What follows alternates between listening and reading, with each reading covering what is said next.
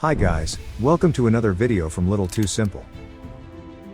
Many financially wise people say that the easiest way to achieve financial freedom is to make your money work for you. But to our surprise, most of the content available online on this topic misses a few key points that are very essential to actually making your money work for you. So, we decided to cover those points in this video. Before we get going, we would like to clarify that this video is made entirely for educational and entertainment purposes and should not be considered financial advice of any kind. If you like these kinds of videos, then please like this video, subscribe to our channel, and feel free to share it with your friends and family. Now let's roll.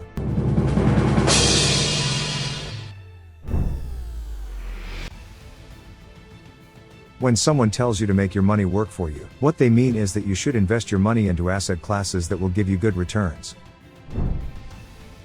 The idea is that you need to make your money work for you so that you keep generating income even after you stop working. This, in turn, allows you to avoid eating into your capital or savings once you stop working.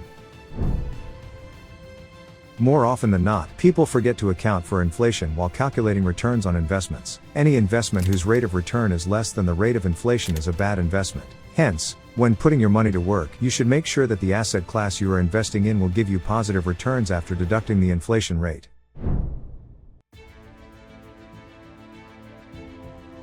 Putting all your money to work by investing in a single asset class can be a bad idea. Some asset classes may give great returns in the long run but can be extremely volatile in the short term.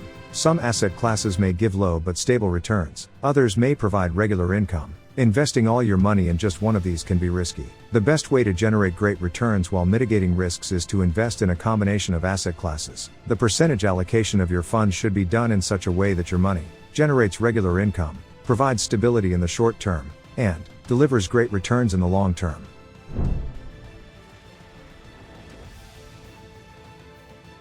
The goal of short-term investment must always be to generate stable and, if possible, fixed returns with minimum volatility and risk. This is because these funds are the ones you would withdraw in case of an emergency. If you invest this money in a highly volatile or risky asset class, you might have to withdraw at a loss during an emergency.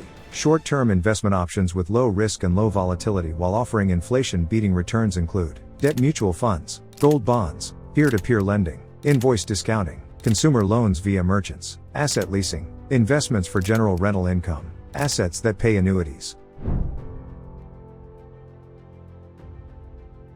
When investing for the long term, risk or volatility in the short term doesn't matter much, provided you are investing in asset classes that are known to provide great long-term returns. Any asset class whose returns are in single digits is not a good fit for long-term investing. Investment options for the long run include equities and equity mutual funds, cryptocurrencies, REITs, alternative asset classes, such as art, wine, etc. All of these might be risky and volatile in the short term, but they have a history of providing exceptional long-term returns, often over decades. If you would like to know more about alternative asset classes and their potential, we have made a dedicated video on this topic. You can watch it by clicking the link on the top right corner of your screen.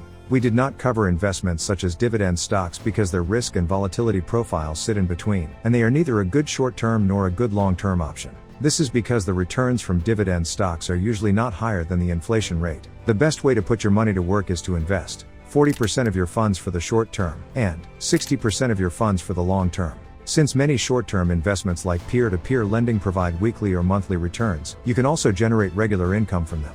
Also, make sure that you have set aside an emergency fund and have insured your and your family's health and life. This ensures that you do not have to withdraw your investments at a loss during bad economic or market conditions to cover personal or health emergencies. If you've made it this far into the video, please let us know your thoughts in the comments below. If you found this video interesting, then like and share it with your friends, and subscribe to our channel for more videos like this one. Until next time, have a good one guys.